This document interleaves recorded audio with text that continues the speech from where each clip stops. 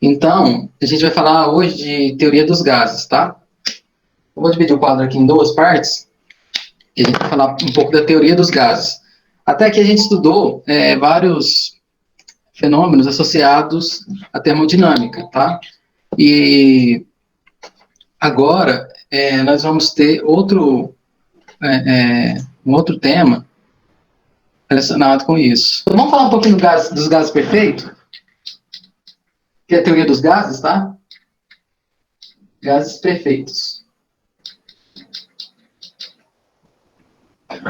Bom, pessoal, os gases perfeitos, eles são gases, o estudo da teoria dos gases aqui no caso, considerando os gases em que tem menos interação entre as moléculas, tá? Por que a gente estuda os gases desse ponto de vista? A gente estuda para que a gente possa entender um comportamento inicial dos gases, para posteriormente, quem sabe alguém vá fazer física ou alguma outra disciplina, possa estudar o comportamento dos gases em regimes mais complexos, tá? Então, aqui a gente estuda os gases dessa forma, tá? Da maneira que a gente chama de ideal, tranquilo? Por que a gente estuda os gases? Existem vários fenômenos na natureza que envolvem gases, né? A nossa atmosfera ela é composta por gases, não é isso? Então, por exemplo, quando você tem a previsão do tempo, está tudo relacionado com gases, né? Que são o quê? A gente pode considerar como partículas imersas, né, ao redor da Terra, né? E o que faz com que esses gases permaneçam próximos à Terra, formando a atmosfera? Nada mais é do que a força gravitacional, né? Massa atrai massa, certo? Então, os gases ele é composto de moléculas e átomos, e eles contêm massa, e toda massa interage com massa por meio do campo gravitacional, né? Toda massa tem um campo gravitacional, certo? A nossa atmosfera ela tem em torno de 78% de nitrogênio, ok? E 21% de oxigênio, de gases, né? E o restante seriam os outros gases existentes na tabela periódica que a gente tem. Tranquilo? Então, a nossa ideia aqui é estudar os gases em um modelo ideal, tá? Então, o que são os gases perfeitos? São o comportamento dos gases no modelo ideal, ok? Modelo ideal. Certo? Eu vou colocar alguns nomes de alguns cientistas aqui, a critério só de conhecimento também, que estudaram esses gases, tá? O Robert Boyle, tá? Robert Boyle. Ele estudou os gases num regime de gás ideal, tá? Um gás perfeito. E ele fez o estudo desses gases considerando a temperatura constante.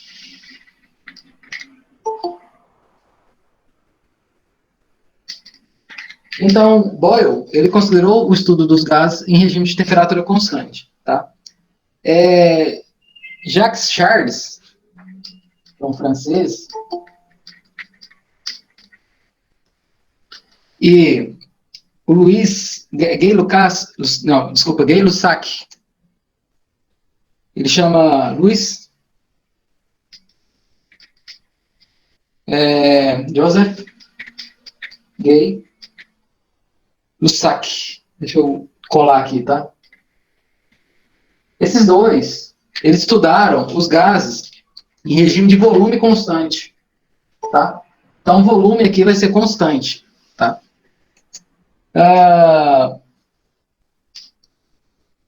Ou melhor, foi o Charles que estudou com volume constante, tá? E o Gay-Lussac, mais o Charles, estudou esses dois, os gases em regime de pressão constante, tá? Então, vou colocar esse segundo aqui com pressão constante, lembrando que esse aqui também estudou o gás com regime de pressão constante.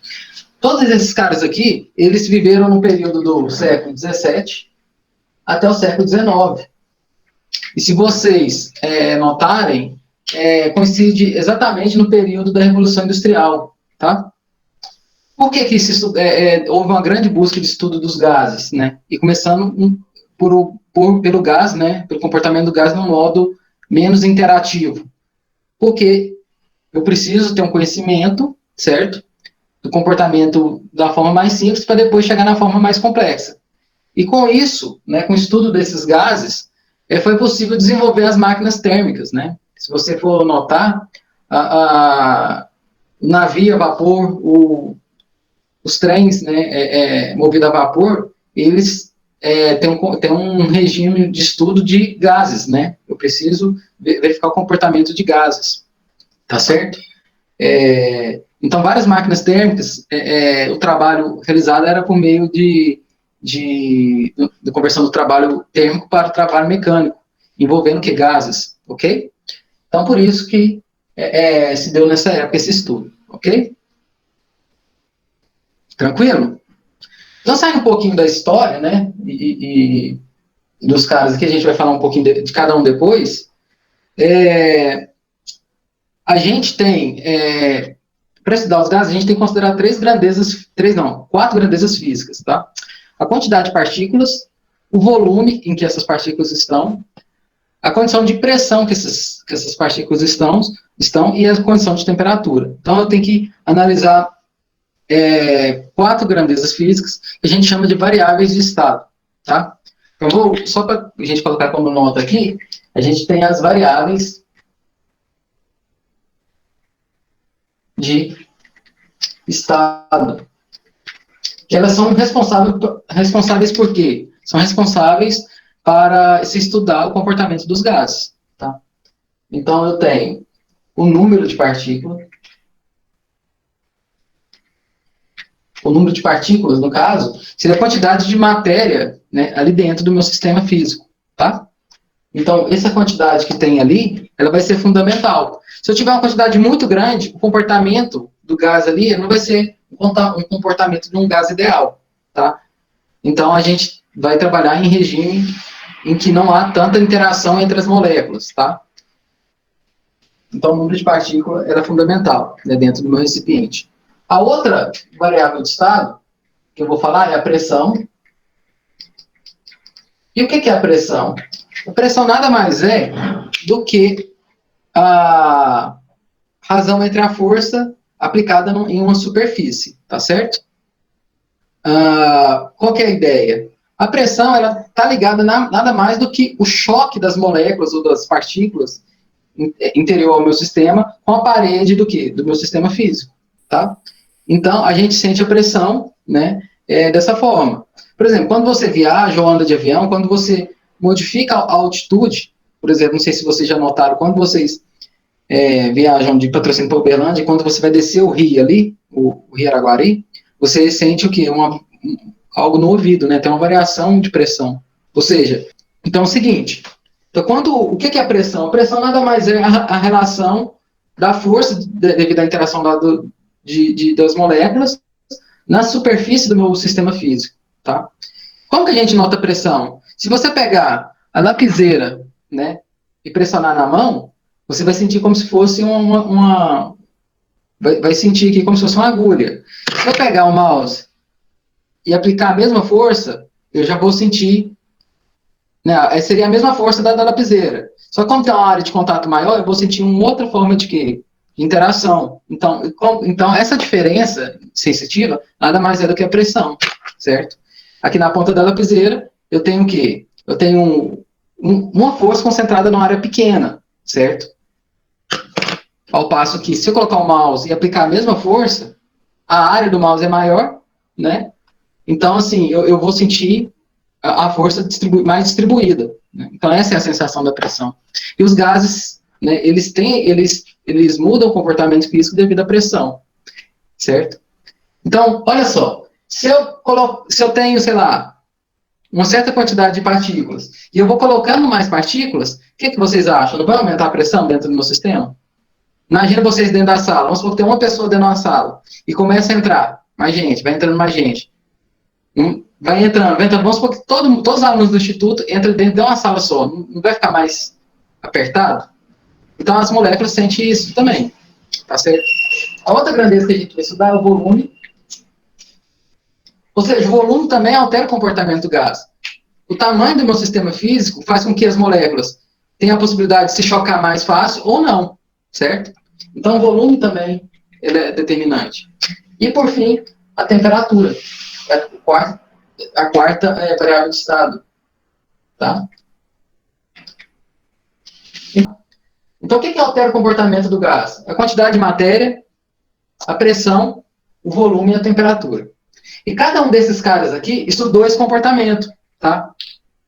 E como a França tinha uma rivalidade com a Inglaterra, então, na época da Revolução Industrial, começaram os dois, né, eram os precursores da Revolução Industrial, a gente tem tanto pesquisador, na época, francês quanto inglês, né, ou britânico, tá certo? Então, vamos lá, a gente vai falar um pouquinho de cada um. Então, vamos falar aqui no gás ideal, algumas características, tá? Então, no gás ideal, eu já até falei, mas eu vou colocar aqui como nota, tá certo? As partículas, moléculas ou átomos, né? Vou colocar aqui moléculas, não se interagem muito, certo? Porque se ela começa a interagir muito, eu começo a ter energias de outras ordens, tá certo? Por quê? Eu não vou colocar aqui como nota, mas está gravado como vídeo. Quando eu tenho uma molécula dentro de um sistema fechado, ela vai estar movimentando. Então, ela tem uma energia cinética, que é a energia do movimento. Se eu começo a colocar muita molécula ali, elas começam assim, enxergar, elas vão o quê? Elas vão enxergar muito, elas vão ter uma interação de ordem eletrostática. Então, as cargas elétricas delas vão o quê? Fazer com que elas se interajam, tá certo? Então, o modelo de gás ideal, ele procura não ter o quê? Muita interação. Claro que as moléculas vão se chocar, tá certo? Mas a interação não é tão intensa, tá certo? Tranquilo? A gente considera interação, mas ela não é intensa. As moléculas, ou as partículas, no caso, nossa, tá acabando minha tinta. As moléculas se movem de modo aleatório. E com isso a gente tem o quê? Ela tem uma energia cinética. Ou seja, a gente sabe, a gente viu lá que o que é a temperatura? A temperatura nada mais é do que uma forma de medir o grau de agitação térmica, certo? E o que é o grau de agitação térmica? Nada mais é do que a energia cinética, a energia do movimento, da agitação do meu sistema físico, tá? Então, meu sistema ele tem o quê? Tem um regime de movimento ali. E ele é traduzido para a gente, né, como temperatura. Ok?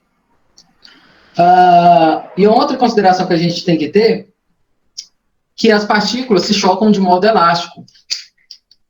São essas três coisas que a gente tem que considerar. As partículas ou moléculas se chocam de modo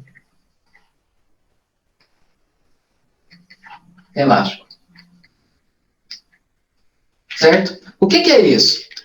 Se na molécula, o que é elasticamente? É uma choca, ela volta com a mesma energia.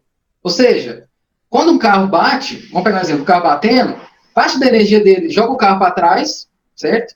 E parte da energia é utilizada para o quê? Para amassar a lataria. Essa energia é perdida. Mas a energia que faz com que o carro volte para trás é a energia conservada. Porque se o carro está com a velocidade, ele volta com outra velocidade. Então, se você tem um choque elástico, você tem menos perda de energia. Então, aqui no nosso sistema, a gente não considera isso, tá? Claro que pode ter perda de energia, tá? E essa perda vai influenciar na temperatura, tá? Só que, se houver choque inelástico, o meu regime não vai obedecer o regime dos gases ideais, tá? Então, a gente está considerando esses três pontos aqui. Tá certo? Alguma dúvida? Então, a gente vai falar de cada uma das variáveis de estado. A primeira é o número de partículas, tá? Então, vamos falar especificamente do número de partícula, ou número de molécula. Número de partícula, ou de partículas, no caso, né? Ou moléculas. Certo? No gás ideal, esse número ele tem que estar aproximadamente a 10 elevado a 20 partículas por centímetros cúbicos. Se eu tiver mais partículas, mais que 10 elevado a 20 partículas por centímetro cúbico, eu já não tenho um gás ideal, tá certo? Convencionou-se, para estudar esse sistema, um modo de referenciar a quantidade de partícula dependendo do meu sistema físico, dependendo do tipo de molécula, dependendo do que está envolvido no meu sistema físico, tá? Então, por convenção, a gente vai falar que a quantidade de partícula é dada em mol, tá? Vocês já estudaram isso em química? Onde um mol equivale a 6,02 vezes 10 a 23 átomos, moléculas.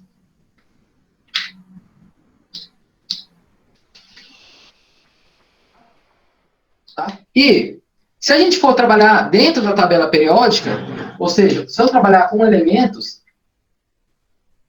a gente tem aqui a massa molar.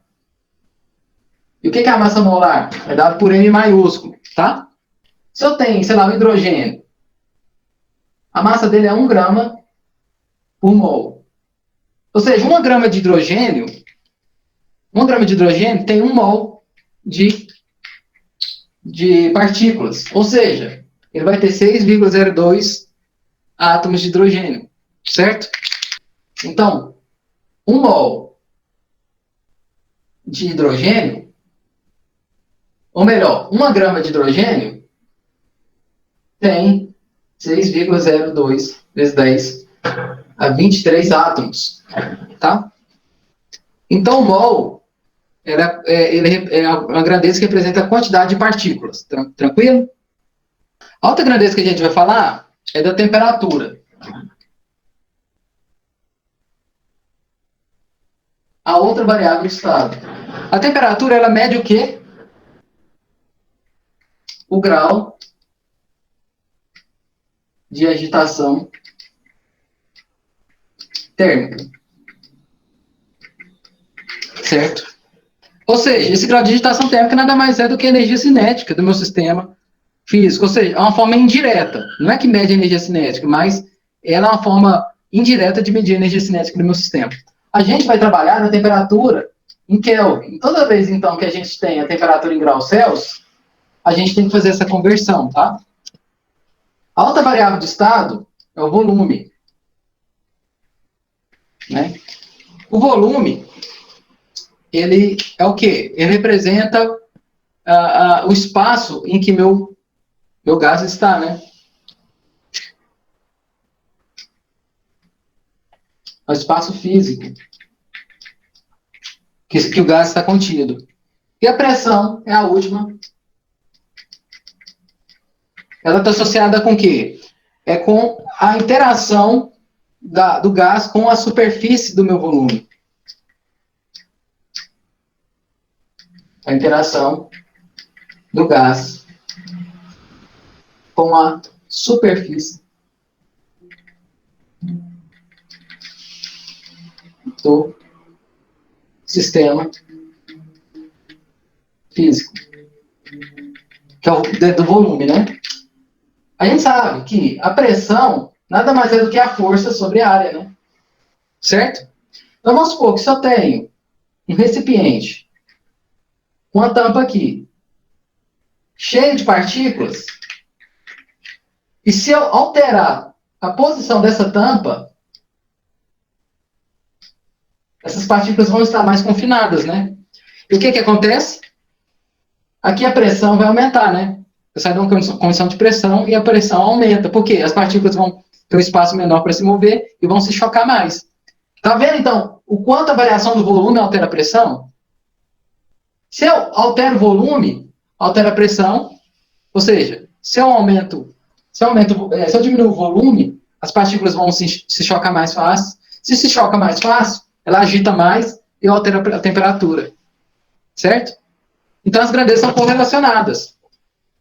Aí, eu retiro partícula aqui dentro. Eu retiro. O que está acontecendo? Tirando a quantidade de partícula, a pressão diminui, mas o volume mantém constante. Então, Essas três grandezas, elas estão o quê? Correlacionadas. Tranquilo? A gente vai ver o estudo dos gases agora, considerando alguns parâmetros constantes. Tá certo? A lei de Boyle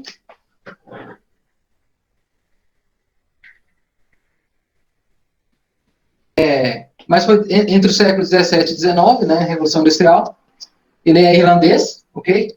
Ele estudou os gases para T constante. Ou seja, a temperatura é constante. Tá? O que ele observou? A gente chama isso aqui de transformação isotérmica. Então, qual que é a ideia? A ideia é colocar um gás, né, em torno de 10 a 20 moléculas dentro de um sistema físico e variar a pressão e o volume, tá? E com isso, Boyle, o que ele notou? Ele notou um comportamento da pressão, a variação da pressão com o volume. Ele verificou que, sob temperatura constante, se eu variar o volume do meu sistema,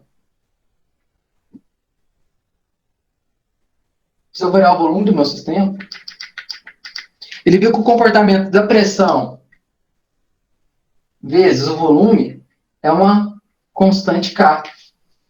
Certo? Então, vamos supor, se eu diminuo o volume, a pressão tem que aumentar. Então, são comportamentos inversamente proporcional. Tá? Então, se V diminui, o que tem que acontecer com P? Aumenta. Em que regime? Em temperatura constante. Tá? E como que a gente observa isso graficamente? Graficamente vai ficar da seguinte forma.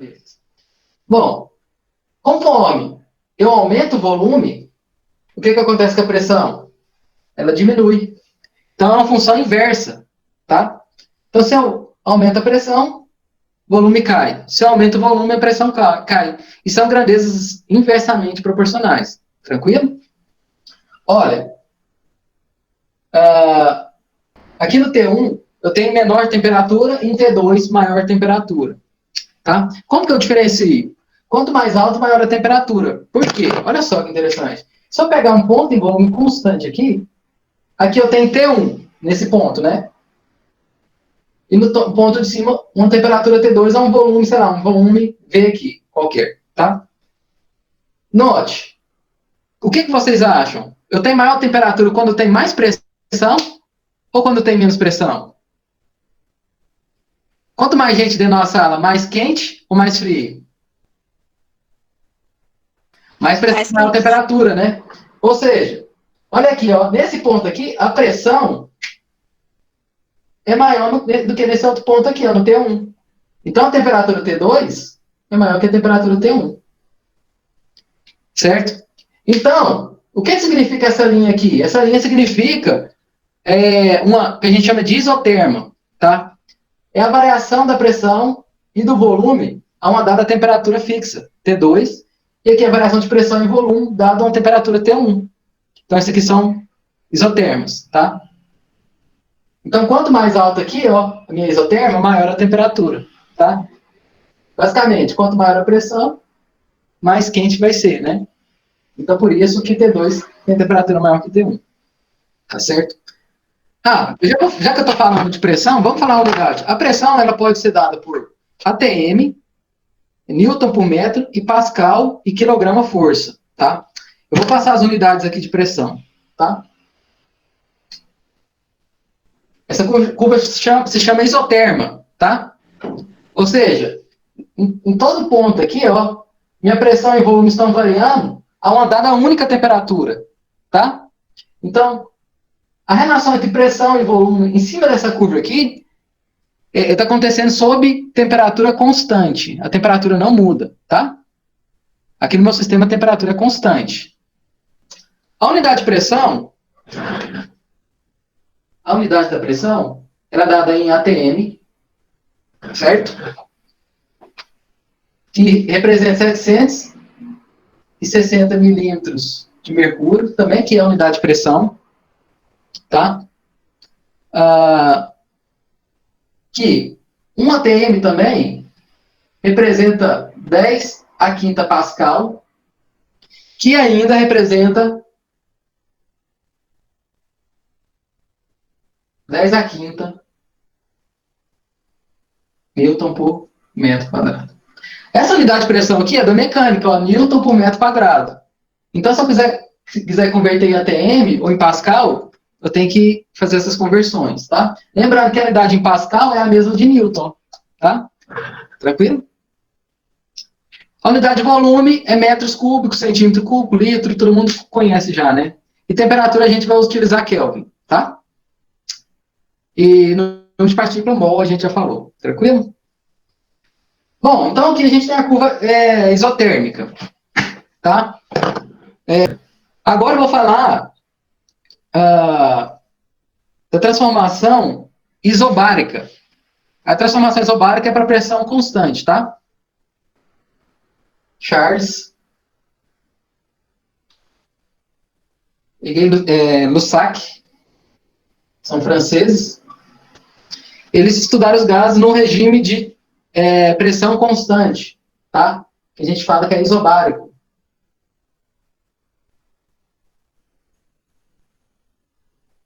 Que é o que? Pressão constante. O que eles notaram? Que o volume dividido pela temperatura é igual a constante K. Olha a ideia aqui. Quando eu aumento o volume, a minha temperatura ela tem que aumentar em regime de pressão constante. Certo? Se eu diminuir o volume, a temperatura vai diminuir. Quando você pega uma panela, se você está com a tampa ali, né? Aí começa a ferver a água. O que acontece com a tampa da panela? Ela começa a subir? O que está acontecendo? Se aumenta a temperatura, o volume tem que aumentar em regime de quê? Pressão constante. Então, se a pressão dentro do meu sistema não muda, eu estou assegurando isso, então se altera a temperatura, se aumenta a temperatura, o volume do meu sistema aumenta. Certo? Como que seria o gráfico? Então, seria um gráfico da temperatura, ou melhor, do volume com a temperatura. Seria um gráfico linear. Tá, vamos colocar aqui no... Certo? É um gráfico linear. A última lei é a lei de Charles, que é a isovolumétrica ou isocórica ou isométrica. São esses três nomes. Ele verificou que se, ou seja, o volume aqui ele é constante. Sobre o volume constante, ele verificou que a pressão sobre a temperatura também é igual a constante. Se eu aumento a pressão, eu tenho que aumentar, o meu sistema aumenta a temperatura. Se eu diminuo a pressão, meu sistema diminui a temperatura. Tá? Depois eu vou pegar o diagrama de fase da água, a gente vai estudar um pouquinho, só para a gente ver esse comportamento. Que a pressão também altera a transição de fase. Tá? Mas, olha que interessante, por que a gente utiliza a panela de pressão? Está aqui uma explicação. Quanto maior a pressão, maior vai ser a temperatura lá dentro do meu sistema, né? Porque eu tenho que manter esse K constante. Não que a panela de pressão seja um gás ideal, mas o princípio é válido, tá? Tem alguns outros termos, né, que tem que ser considerado. Talvez a relação não seja essa, talvez tenha outros parâmetros, mas de um modo simples, se aumenta a pressão da panela, a temperatura interna lá é maior. Por isso que eu cozinho o feijão mais rápido, né? E qual que é o comportamento gráfico da pressão com temperatura? Também é uma reta. Existe uma relação linear. Tranquilo? Vai ser uma reta.